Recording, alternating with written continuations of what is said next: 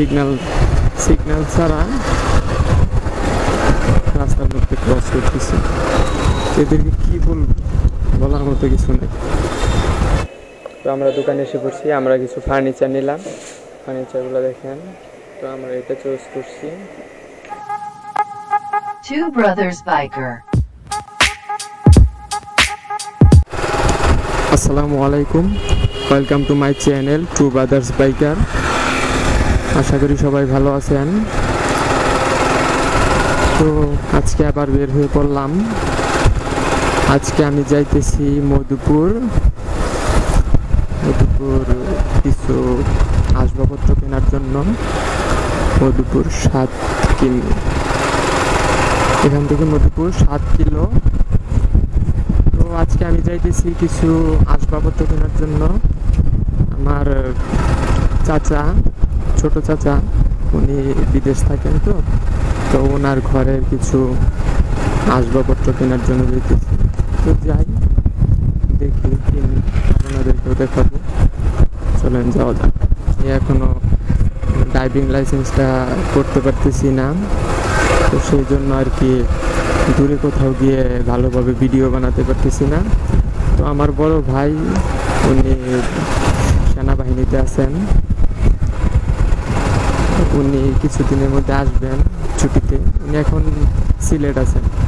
তো উনি আসলেই ওনাকে নিয়ে আমি ইনশাল্লাহ লং ট্যুরে যাওয়ার একটা প্ল্যান করতেছি। তো আমি জানি আমার ভিডিও ততটা ভালো হয় না। প্রথম ইউটিউবিং শুরু করছি, তো মোটো ব্লগিং ভিডিও তেমন বেশি একটা ভালো হবে না।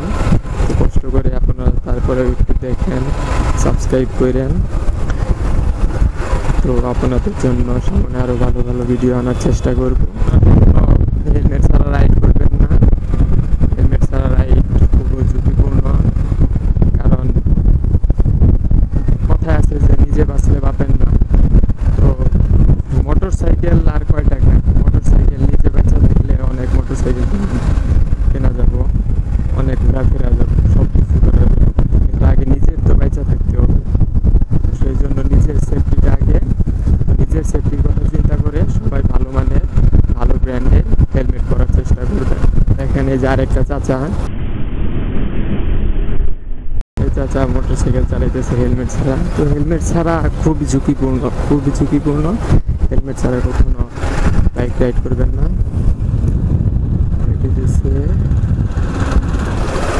বিজয় ইটভাটা, এগুলা ইটভাটা সব পানিতে তলিয়ে গেছিল, এখন পানি কমছে। আস্তে আস্তে এগুলার কাজকর্ম আবার শুরু করতেছি।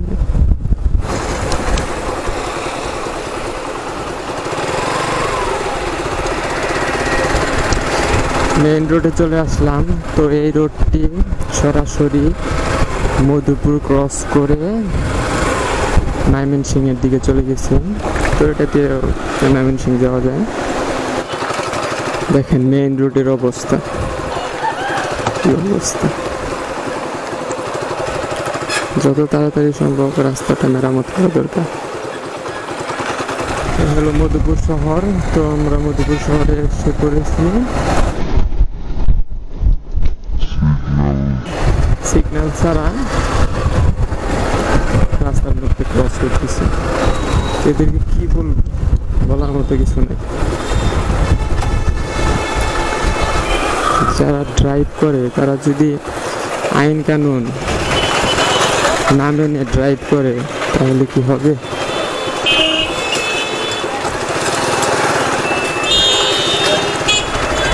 এই হলো আমাদের দেশের অবস্থা। এইভাবে ড্রাইভ করার কারণেই তো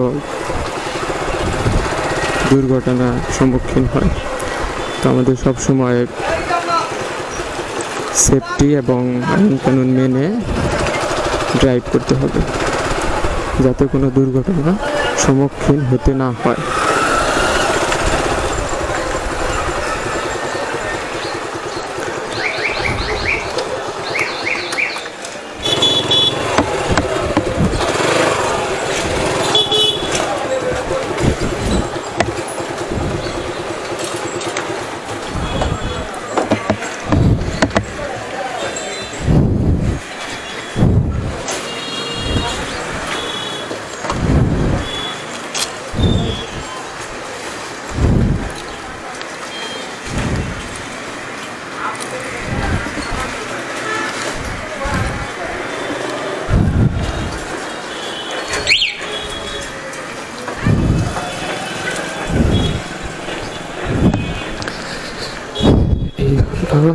এই হলো দোকান।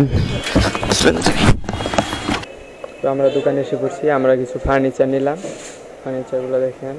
তো আমরা এটা চুজ করছি, এই ফার্নিচারটা। এখানে আরও অনেক ধরনের ফার্নিচার আছে, মডেলের অভাব নাই।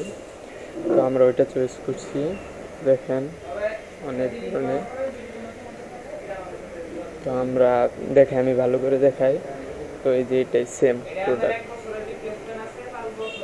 এই প্রোডাক্টটা আমরা চুজ করলাম। আরও কিছু টেবিল, তারপরে অন্যান্য সরঞ্জাম নিলাম। তো এগুলোই কিনলাম, প্রায় কেনা শেষ।